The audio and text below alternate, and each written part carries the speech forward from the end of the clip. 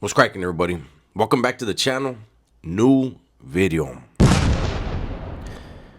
Today's video is going to be about a tragedy that occurred this morning.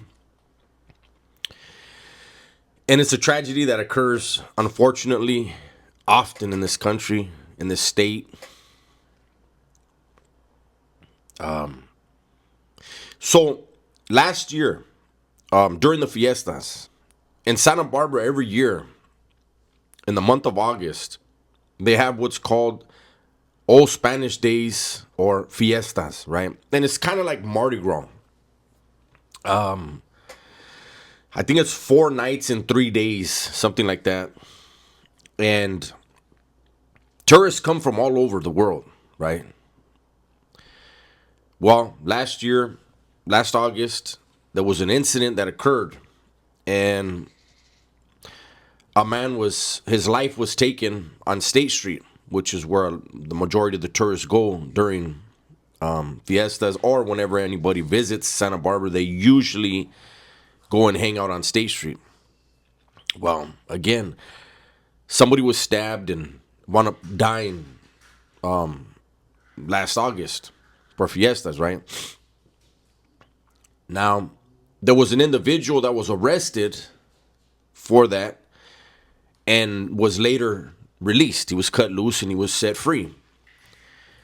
And that individual has been, running around and living his life, and up until this morning. That individual, from what I've been told, what I've gathered so far, he was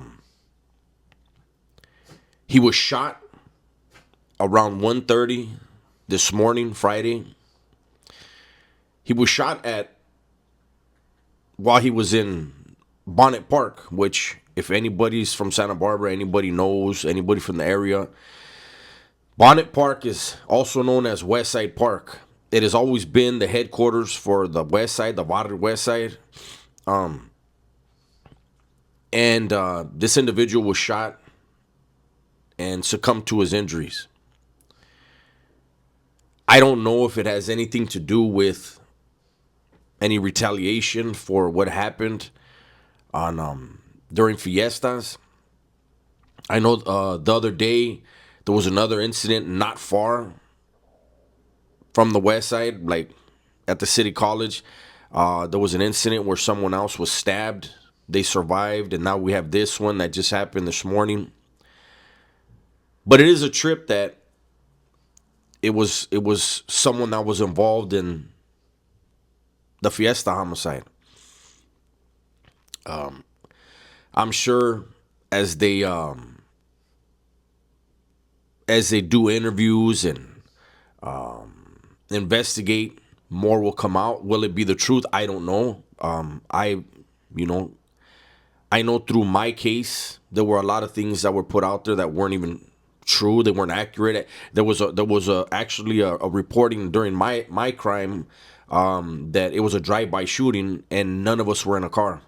It was actually a foot chase. It was, something else happened, but they reported that it was a drive-by. So we can't always take what the media puts out as factual, as truth, or even as something that really occurred during the crime. But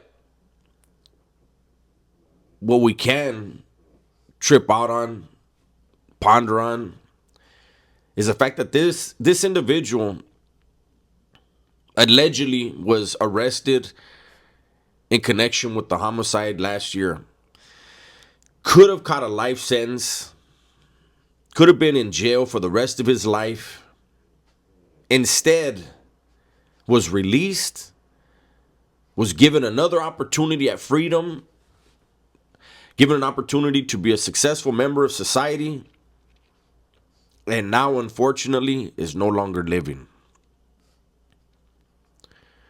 I try to give you guys examples all the time when I can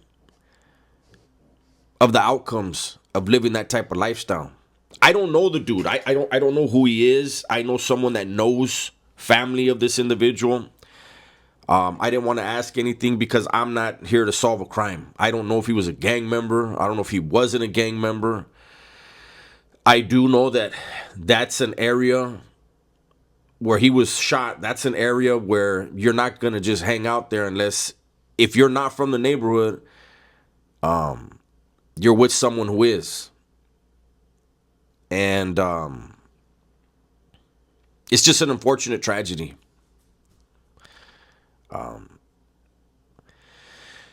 My condolences to the family. So far, there's no suspects. But if anyone is apprehended at some point, my condolences to that family as well, because, no one really focuses. I try to keep focus on both sides. When there's an incident that happens, the victim's family always gets the condolences, and everyone hates the family of the aggressor. And that's not right, because that family wasn't there. Whatever their loved one did was not their doing.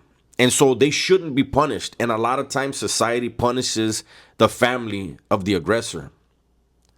They judge the family of the aggressor. That's not right. It's not right at all. But there were a couple people in the comments that brought up this case and that I should do a video on it. And so that's why I'm doing it. And it's also the twist of him getting a second chance.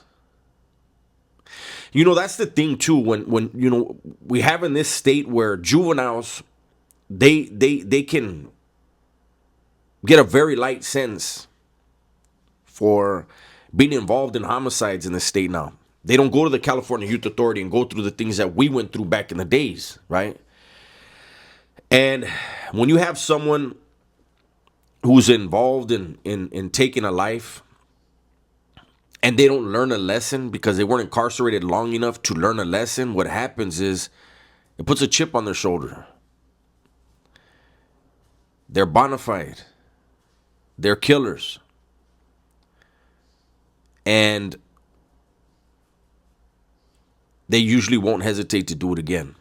If they haven't learned the lesson, if they haven't learned to appreciate another person's life, they haven't learned to appreciate their own worth in life, if they don't place value on their own lives or the lives of others, then they'll have no problem taking those lives.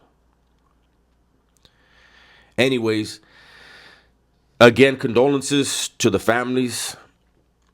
And I hope that someone hears this video and decides, you know what? I think I'm going to go back to school. Or you know what? I'm going to go look for another job. Or you know what? I need to get a job. That's my video for today. Hopefully you guys enjoyed it. Everybody, please be safe, be smart, and tell the ones you love that you love them, man. I'm out of here.